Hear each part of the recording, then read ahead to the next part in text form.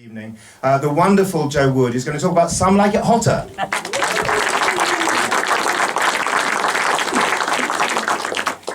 Good evening, everyone. I haven't had a chance to see how many of you are here. I went to see Barbie this afternoon. I would never have gone, but somebody recommended it. It was really good. And I've realised that what I'm going to do is actually a little bit of taking us into Barbie and Ken's world, which I wouldn't have known if I hadn't gone and seen the film this afternoon. So I'm going to talk really fast, buckle up, because I want to get through so much. And I'm going to take you on an all-girl adventure through Some Like It Hotter. So, rhetorical question, how do you make £1 million? And the answer, just for this evening, is you start with 2 million and you form a jazz band. And actually, I saw one in the paper this morning. Somebody's just going to start an airline, and it was in the paper this morning. Apparently, Richard Branson said, "How do you make £1 million?" And it was start with 1 billion and form an airline. So I got off lightly. So this is what I decided to do when I moved down to the south coast about 7 years ago. A little bit of background: I play in swing bands, so I joined the local swing bands. And I was disappointed because they were male bands. They didn't call themselves male bands, but they were. And if you play in a band, you get the chair. So if you play first saxophone or first trumpet, it's said that you have the sax or the trumpet chair. And they were all guys, and the people who can fill in for them are the deputies. So I was depping on baritone for some man. He was 80. I never ever saw him the whole time I depped, but it was his chair, and I was like the handmaiden. And it applied to every single seat in the band. The girls, we were allowed to dep, but we weren't necessarily allowed to have the chair. And I thought, you know what, we need an all-girl band, because you can't get good at something unless you have an opportunity to actually do it. And you get this vicious circle. The men say, well, there's no decent lady first trumpets. Well, it's because no lady gets a go at being the first trumpet and getting good at it. So I thought, well, I'm going to form an all-girl band. So here she is, the original all-girl band, all-girl power, Ivy Benson, and there's her all-girl band. And Ivy formed a band in the 1940s. She was only allowed to form it because all the blokes had gone off to war to kill one another. And she ran this band for 5 decades, 50 years. She kept the show on the road. I can't tell you how impressed I am by Ivy with what I have achieved or not achieved recently. And let's just have a little look at Ivy's qualifications. So here they are. She was a child prodigy on the saxophone. You can find her on YouTube. She's just unbelievable. She takes one breath and off she goes and plays you some fabulous piece of music. She was a multi-instrumentalist, a composer, arranger, administrator. This was very common. Beautiful. Lots of the lady band leaders were hoofers, tap dancers as well. And the singers as well. The Andrews sisters, one of them was the Ohio State tap dancing champion. So those were all Ivy's qualifications and absolutely what she needed to keep her show on the road.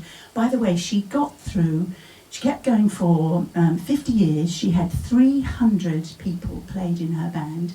And so I worked out that meant she got through 6 players a year. So I'd sort of got in my head, I thought, well, I mustn't get too disappointed if I lose 6 players in my first year, because that's what happened to Ivy. And apparently she was in America. They toured all the time. And she was in America, and at one of the intervals, she said, one of the girls, I thought she'd just gone off to go to the loo, but she never came back and she'd run off with a GI. So, you could kind of start your set with a full complement of players and end up with no drama. I didn't know any of this at the time. So let's have a look at my qualifications, because they're bound to be magnificent, aren't they? There they are. And I mean, that is the truth. It was just fools rush in. I had no idea what I was doing, but I thought I would give it a go. So here's what I play. I play the baritone sax. That's Big Barry, the baritone, and Blowing Barry is the closest I've had to a sex life for a long time. And I immediately, as soon as I wanted to do it, I thought, well, I know how I want to style us. I would like us to be Some Like It Hot. So I thought there was no glamour in these southeast bands either. The blokes all looked like they'd just come off the allotment. They probably had. They were in shorts. I saw a lady lead singer who just looked like she'd been pulled through a hedge backwards. It was just not what I had in mind for a decent swing band. And so I thought, well, we'll have all this glamour. And if we're Some Like It Hot, I can cross-dress guys into the band. Like if I can't get the player, I will let men come into the band, but they'll have to wear a dress. Because in all the bands I've played, and I can't tell you how many god-awful sort of military uniforms I've had to wear, you know, trousers with a stripe, some jacket that don't go up over your boobs, some awful blouse. So I thought, well, that's what I'll do. And I wanted to call us Some Like It Hot, but I couldn't because the name had been taken by some group down in Cornwall. So we were Some Like It Hotter. And I'm just going to talk about the first Sophie. I didn't talk about her last time, but she is so much part of the story. So, first thing is, I got us a gig before I'd actually got us a band, because I'm a bit of a blagger. So I was out somewhere saying, I think I'll form this all-girl band. And the lady said, oh, we've got some charity dinner in 3 months' time. I said, oh, we'll play for you.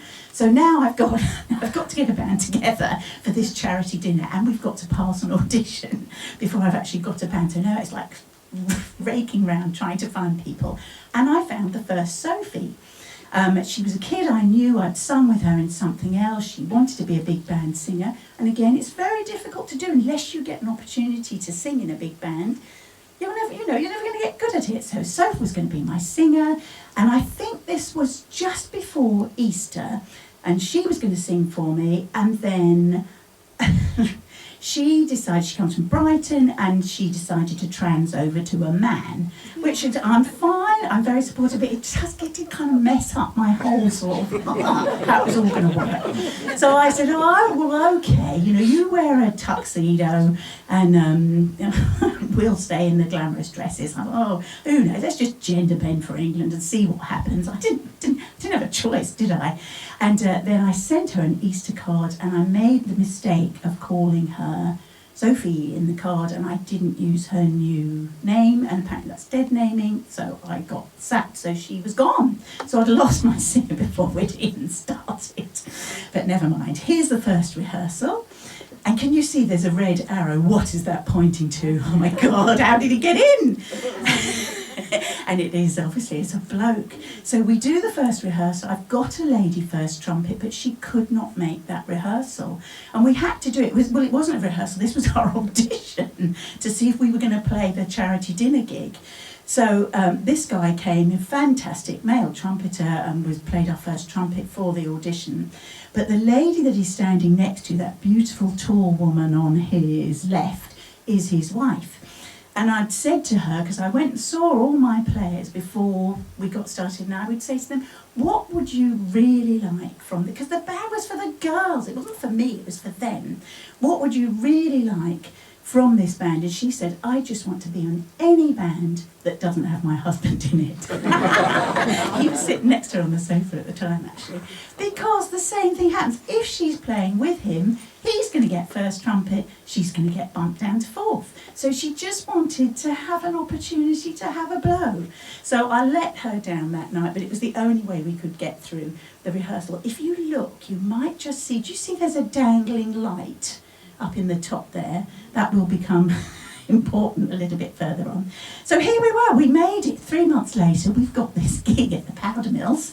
There's the girls, look at that. I'm so proud, got them all glammed up. They fought me on everything. Nobody wanted to wear a dress, nobody wanted to wear I wanted them all in matching wigs. Well, that was just not going to happen. So I did manage to get them in turbans. And I'm not going to show you very much the band playing, but this was just an idea of what we did at Powder Mills. So I think that will play. The temperature in this room is about to go up, because they're here at the Powder Mills, never before seen, not a Y chromosome among them. It is Some Like It Hotter. At the Pocket Rocket, that is Sophie Lloyd. Ladies and gentlemen. So I've got myself a second Sophie going now. Can you see the tattooed girl is about to come up? She's my second Sophie.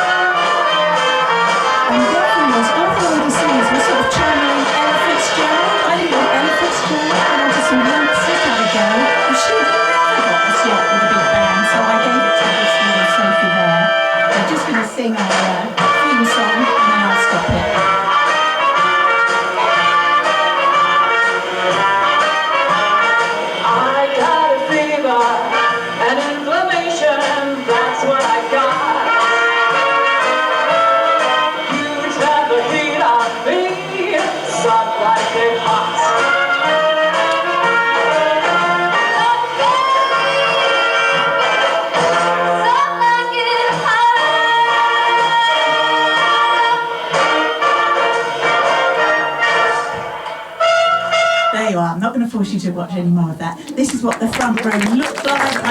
I would make the front row stand up. They fought me. They hated doing it. I'll just go through that because that's going to start. So here, look at this picture. Kid on the right. That was our drummer for that night. She was just a fantastic lady drummer. It had been such a fight and a hunt to find a lady drummer for this gig.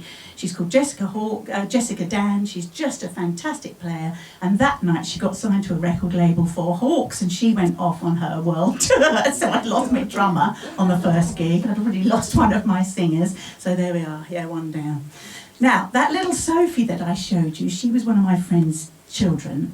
And one of the things I wanted to do is I wanted to play the stripper, which none of the other bands did. I didn't want to play the same set list that everybody else played.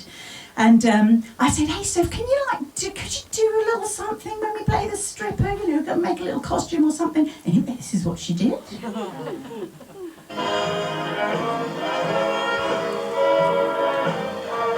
And she was fantastic. She knocked that up herself.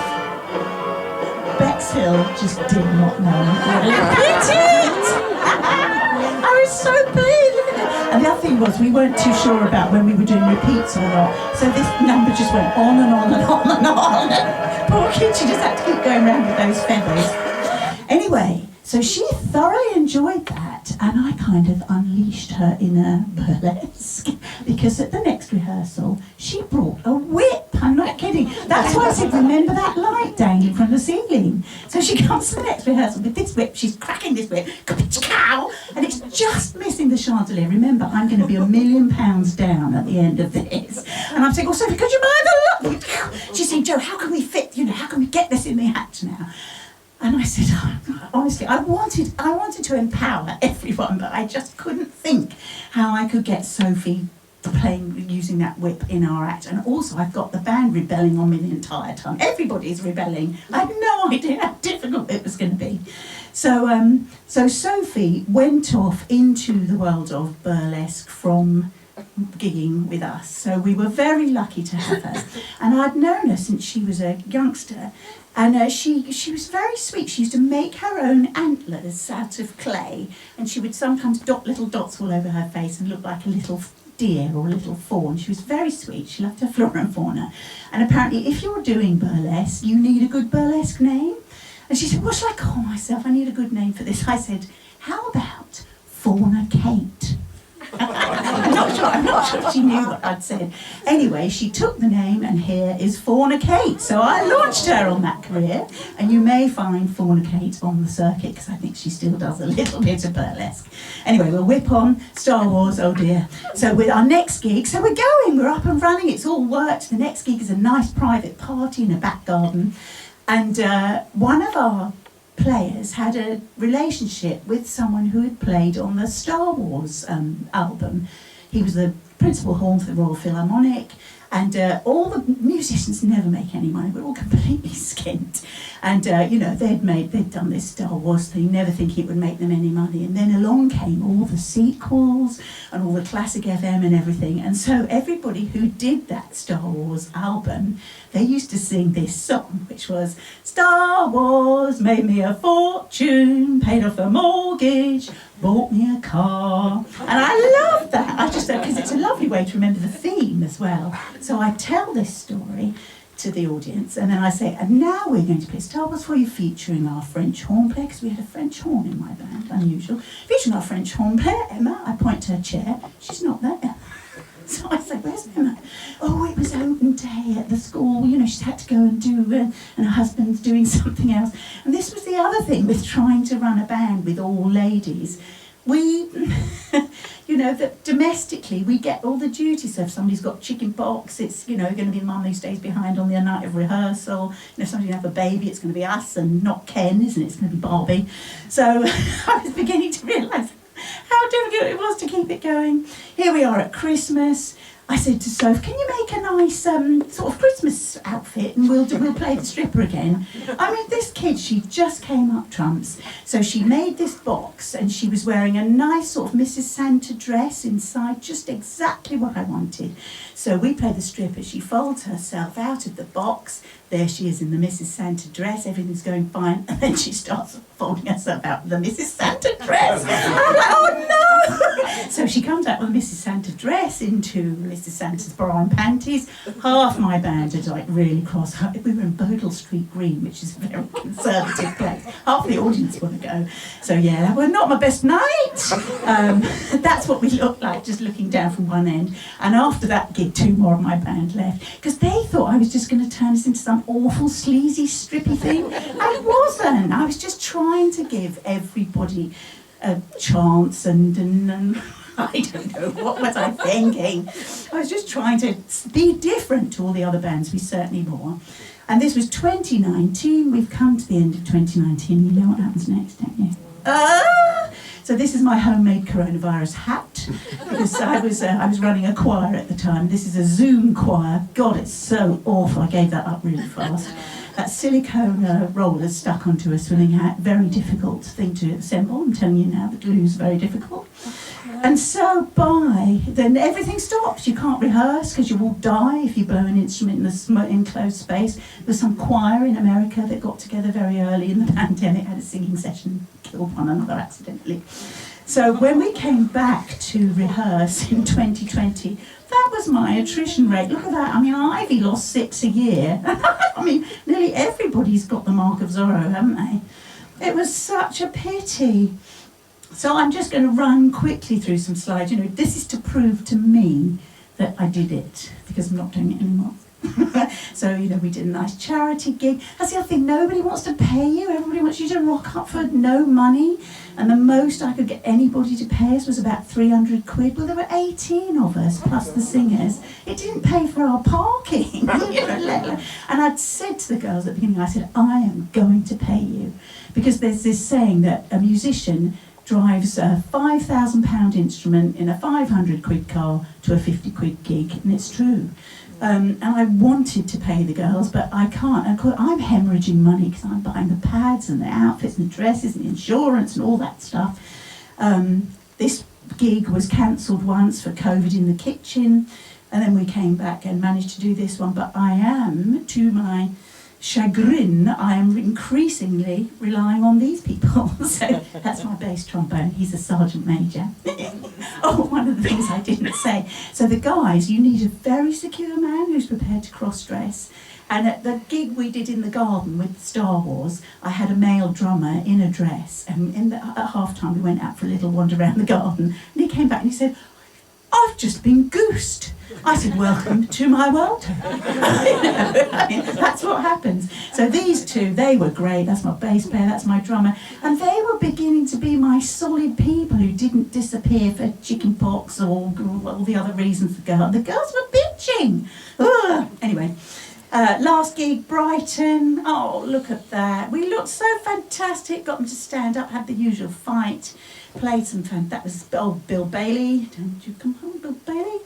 And there's the final picture of us all. And by now, it was just so difficult to get 18 people together. I didn't know half these people. They were nearly all from Brighton, and we'd started off at the other end of the coast. I was absolutely burnt out and skint. And so here's the last rhetorical question. How did Duke Ellington keep his band on the road? Because he ran a band for 40 years. And someone said, Duke, how did you do it? And he said, if you want to keep a band going, you've got to have a gimmick. And my gimmick is, I pay them. So that's what I needed to learn. So thank you for listening to me. And there's one thing I want to ask for myself. I'm trying to get a sax quartet together. If anybody here plays or knows of a nice lady sax tenor player, come see me afterwards. Thank you. Fantastic.